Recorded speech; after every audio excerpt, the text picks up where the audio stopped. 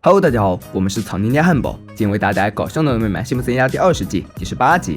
难得的假日，辛巴带孩子们出来闲逛，步行街内，商贩们的叫卖声不绝于耳。三人驻足观望了篮球游戏的介绍后，他们一致决定去外面看看街头表演。这也的确比刚才那地方令人满意。孩子们对于杂技颇有兴趣，但辛巴却觉得这没有什么了不起的，还说自己要是能骑上独轮，能耍6根针。表演者对他话颇为不满，表示如果辛巴不满意，就再扔点东西过来。然后辛巴就把2孩子扔上去了，顺便还有他自己，这可就是生命不能承受之重了。虽然最后4人齐掉在地上，不过辛巴和孩子们都非常高兴。此时宅在家的辛巴也很高兴，他好不容易才有时间来自娱自乐。首先要做的就更换旧的热水器，再打扫成年的灰尘。扫着扫着，突然一扇门圈在辛妈面前，打开门一看，竟然是个桑拿房。辛妈享受靠在座位上，想着独乐乐不如众乐乐，就打算将此事告诉辛巴。在幻想中，辛巴十分高兴妻子能够分享给他，但是他又邀请了莱尼，莱尼又邀请了卡尔和老谋子，而且老谋子没有带毛巾，赤条条就来了。辛妈重新回到现实，想着独乐乐就挺好。另一边，出游进到了辛巴最喜欢的环节，那就是吃，烤羊肉串、鸡肉串、火球串。辛巴看也不看，就张开了深渊巨口，然后就喷火了。小先生看热闹不嫌事大，又给他老子喝了打火机专用机油，说话不息，喷火不止，直接逮住了儿子来个烧烤小心。习医生给辛巴舌头绑石膏，表示应该得保持一段时间了。小先生觉得老爸不够惨，又在石膏上写个大笨蛋。最后辛巴被嘲笑，灰溜溜的回来了。终于到了拆石膏的时候，灵活舌头重新回归。辛巴马上拆了一块樱桃味的糖匙，没想到刚沾到表面，他就跳了起来。本想吃个柠檬味中和一下，不曾想直接酸的5官都缩进了脑袋里。辛巴想要知道这到底是怎么回事，将他舌头图像放大，原因一目了然。大火烧光了辛巴的旧味蕾，现在是全新的，所以只要有一点味道的食物就能够让辛巴原地升天。为了将就辛巴的味蕾，辛巴给他做了一份味道极淡的甜菜，但这对辛巴来说还是太刺激了。这时小妹冒了出来，说自己有好东西。辛巴尝了一下女儿递过来的食物，很不错，有食物的口感，但无色无味。小妹说这是学校食堂的苹果和奶酪。接着她要从包里拿出来更多的食物，这些全部都是从食堂里带回来的。得知有了这样一个好地方，辛巴也跑去学校食堂吃饭。在学校看到爸爸，对小新来说绝对是噩梦。辛巴为了让儿子放松，表示自己是不会让他难堪的。接下来他就因为没钱吃饭，选择在食堂打工，这也就罢了。他在工作的时候将他儿子扒得底裤都不剩，说他上个星期被果冻吓得爬上爸妈的床，让所有的孩子都围过来嘲笑。然后辛巴又觉得这也太热了，马上就让自己脱得只剩一条内裤，嘴里还依旧振振有词，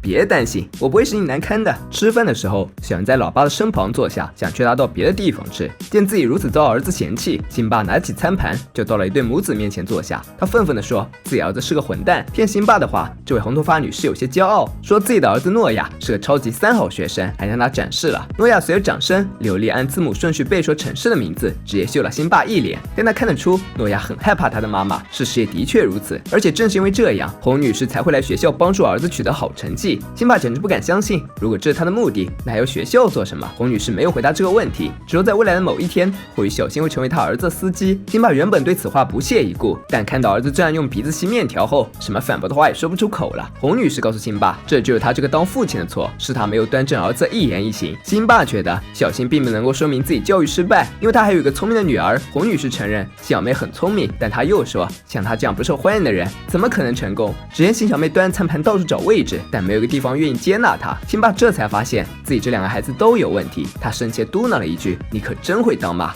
鸡。自从发现这个秘密基地后，辛妈每天都活在快乐中。面对丈夫关于管教孩子们的唠叨，辛妈根本没有心思认真听，胡乱跟着嚷嚷了几句就闭目养神了。看妻子一副事不关己的样子，辛爸明白兄妹俩教育只能靠自己了。打定主意后，他来到了学校，看各个教室外都站满了家长。辛爸不禁感叹，父亲这种教育的还真不在少数。不知不觉间就走到了小新的教室，往里一看，他正在唱歌耍宝呢。这时小爱宣布，下周一是软木模型组装大赛，胜出者可以获得1000美元的大学教育储蓄基金。他马上点名小新，问他打算做什么模型。小新暂时不感冒，直接说不知道。门外的辛巴却觉得该自己出场了。过滤掉几个复杂的选项后，辛巴最终选择了华盛顿纪念碑。听到小新的回答，小爱马上记下来了。看到自己成功帮到了儿子，辛巴别提多高兴了。接下来就应该去帮助女儿了。辛巴给辛小妹买了一本书，告诉她这玩意儿会教她如何变得受欢迎。仅看书的封面，辛小妹就很排斥。她说如果加入了小团体，就不能构成大团解了。辛巴告诉他，这在他们国家很普遍，美国的议会制就是2个党政玩的小团体游戏。这活生生例子让辛小妹难以反驳。见女儿依旧兴致不高，辛巴决定先拿其他人做下实验。父女俩来到老毛子酒吧，辛巴决定先演示第7章讲的孕育于阳，也就用恭维掩饰羞辱，俗称阴阳怪气。辛巴来到莱尼身边，亲切地说道：“在马戏团之外穿吊带裤，你还真是勇气可嘉呀。”莱尼刚道谢完，就发现了不对劲，这货分明是在嘲笑自己像小丑，这样的打击让他的信心消失殆尽，马上就让辛巴视作交心的朋友。见效果明显，辛巴又展示了另一个：“各位，谁想要冰酸奶？”大家都情绪高涨，表示想要。这时，辛巴非常抱歉对老毛子说：“不好意思，你没有被算在我们之中，希望你别介意。”闻此，老毛子委屈跟什么似的，趴在床上就嚎啕大哭。要不是我开家酒吧，他们根本不可能会来这里找我。辛巴对女儿说：“这就叫欲擒故纵，用1、2句话就能将别人玩弄于股掌，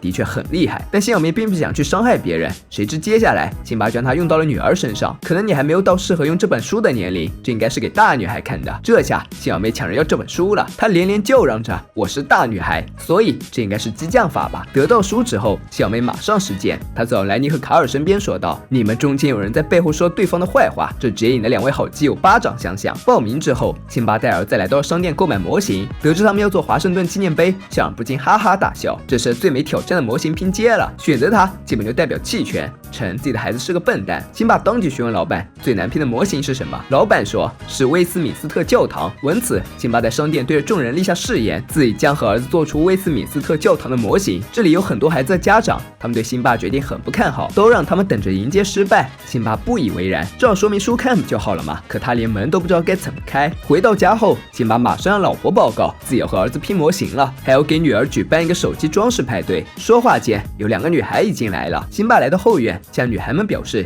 一切准备妥当，现在可以建议用桌上材料装饰手机了。她们对此很满意，对辛小妹也是赞不绝口。女孩们纷纷给辛小妹拍照，表示用她照片做手机壁纸。看着女儿过上了众星捧月的生活，老父亲十分满意，辛巴都忍不住夸奖自己，真是一位伟大的父亲。女儿的事处理妥当后，辛巴又来到了儿子的房间，见小新已经在动手拼模型了。辛巴询问为什么不让自己帮忙，小新很奇怪，这本就是他的任务呀。辛巴劝儿子抱到一边，别的父母都会帮孩子完成，他绝不可以让自己的儿子输掉。到了晚上，基本框架已经完工，辛巴抵抗不了困意睡着了。梦境中，他在教堂中雕刻，一个鬼魂飘了出来，告诉他在完成教前绝对不要放弃。这是杰弗利·乔搜，他鼓励辛巴包揽儿子的一切事务，说这对孩子非常有利。但克里维斯·安妮却不赞同，他说辛巴把事情都做完了，小新又学不到东西了。接着瓦尔德也窜了出来，他说成长是源于每一次的犯错，当今社会人们只知道所有东西的价格，而不知晓他们的价值。这话惹恼了辛巴，他当即又挥舞着双手去打这个鬼魂，不料这座教堂也在拍打中毁灭了。比赛时间到了，再说什么也无济于事。这座缝缝补补的教堂最终还是摆上了展台，对比其他选手那样完美的建筑，这作品显得十分另类。但最终校园却让他作为了比赛的优胜，因为其他作品很明显是父母完成的，而小新这个却让他眼前一亮。辛巴暂时兴奋异常，当即就跳上了展台，但小新却让老爸停下来。他表示这个烂模型并不是自己做的，也是自己的爸爸完成的。在舞台上，他对家人们发出了灵魂拷问：为什么你们就不能让我们自己做呢？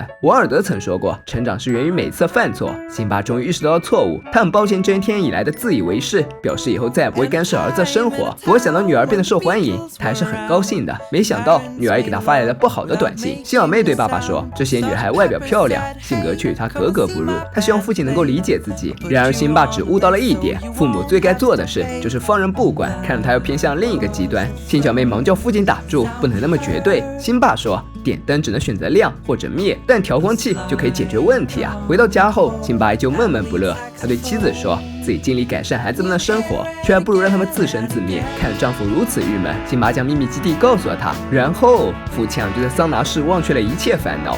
自古真情留不住，总是套路得人心。作为一个朋友绝缘体，辛小妹在学校总是独来独往，她并不吝惜自己的善意，却总是被无情拒绝。直到辛巴给她搞来了一本书，她很厉害，只言片语就操纵人心，但她也很可怕，会让人失掉自己的真心。套路渗入在我们生活的方方面面，比如以前的选秀节目，总有那么几个卖惨的人，希望凭着观众的同情，让自己成功晋级。如今这个社会，资本更是绞尽脑汁割韭菜，让消费者落入他们的层层圈套之中。但懂得套路并不完全是件坏事，正确的使用往往能够事半功倍。比如情侣间的小惊喜、小礼物，不就是让感情升温的套路魔法吗？它可以助纣为虐，也可以锦上添花，但唯有以真心才能换得真情。